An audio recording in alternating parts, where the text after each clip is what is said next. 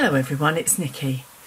I'm doing the second part of Kendras Card Challenge, number 3.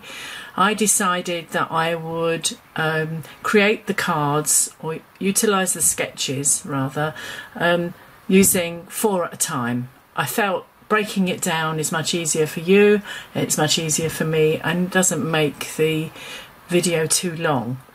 One of my DT colleagues, she's on the same design team for Kendra.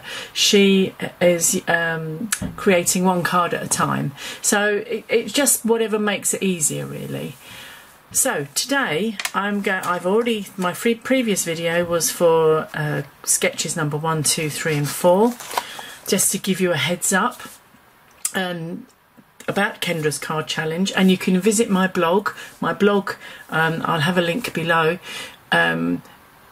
details what the card challenge is about, and also has the information. There's a QR code where you can scan that and go directly to her blog. The challenge is to create 16 cards from 6 pieces of paper. So what happens is the paper is to be 6 by 6. I think generally what I've done is, for this particular challenge, I'm using Finding Paradise, which is made by Dovecraft. It was a release in the summer, I believe, or it may have been a couple of months ago actually, but you can still buy it. And I bought some other, and if you look at my previous video, you'll see I bought some other elements to it to utilise. But one thing, I've just had a conversation with my husband, and I just said it's very difficult to make 16 cards with flamingos on or parrots. So I'm having to hunt around to see what would go specifically, because I've chosen designs that have these elements in them. Anyway, it's a challenge, and that's what it's about. The challenge is for people to enter the competition, create the 16 cards, enter them into Kendra's competition by uploading to her website or to Facebook, or I've got a full explanation on my blog. And you will have the opportunity of winning one of 3 really good prizes. One of them is by Pink and Main, and it's a $50 voucher for Pink and Main goodies. So that's really, really good. Anybody can win it. I think it's picked at random, so it's worth doing. The other thing is that these cards are great to have. You can give them to people, or give them to charity, or just hand them out, you know, whatever you want to do, utilise them. The challenge for me, and I have mentioned this before, is that generally, I'm in the UK, and generally we don't make small cards. We tend to make cards from about 6 by 6, 5 by 7, 7 by 7 and 8 by 8. 8 by 8 generally are for those cards that I won't be posting, because the postage is very expensive here, and I understand it is everywhere else as well. But for me, the challenge is that these cards are 5 1/4 by, I always do this, it's 5 1/2 by 4 1/4. So yeah, it's a bit of a challenge to scale everything down for me. All my stamps and dies are all very big. So this time I've utilised my scan and cut to cut some bits and pieces for me. Anyway, I'll get on with it.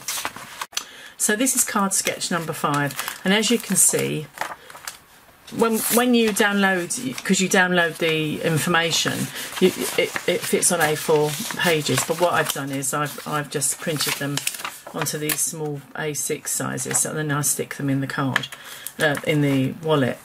Basically what I do, and I would imagine a lot of people do this, because you have to cut all the card at one time. You have 6 sheets, and the various, as you can see here, paper 1, you're using sketches 1, 4, 2, 3 and 7, and so on. So I tend to create these little plastic wallets. So, or I don't create them, I buy them, but anyway, that's how I put my things together.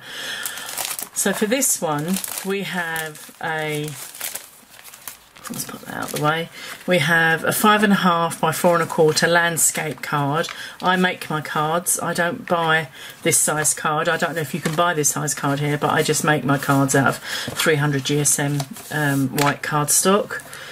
There is, so she explains here, we have a back panel of 4 inches by 5.25, which is what that is. So it's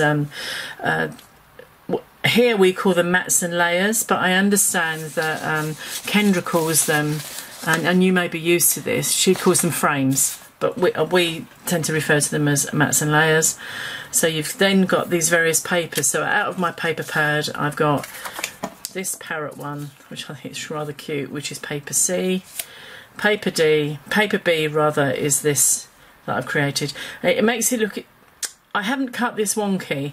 The pattern is kind of a bit wonky, so that's how it's meant to be. So, and then we've got another piece, 3 by 1.25, and then you can add any embellishments. And Kendra suggested a shape.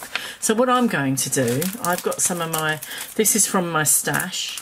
So this awesome is from this paper pads from the. There were these rub-ons, which is something that used to happen. I used to buy years ago, and I think they've become very popular again. They're quite good quality, so you don't get missing bits like we used to. So I thought I might put that down there. This may change. I'm going to use an embossing folder, and this is one I've had for quite a while in my stash. Again, I haven't used it because it's very small and it wouldn't work on the bigger pieces of card. So I'm going to emboss the back plate here, the back layer. I'm also going to somehow incorporate these little pegs, which were part of the same release.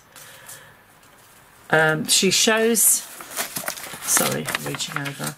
So in the card sketch also, any shape. So I've chosen to have a circle, and I've also, it looks a bit awful at the moment, but once it's all together it'll be fine. I just had a stamp from a stamp set that I got from a magazine that I've used. In fact, it's here. So Creative Stamping 85, quite an old one. You see I did another one at the same time. I'm not absolutely amazing at cutting out. I use my scan and cut, I must fess up to that. It has its great uses, and I just coloured it in with some distress pads. So to get on with it, I'm going to emboss the back plate first, and then it's just a case of assembling.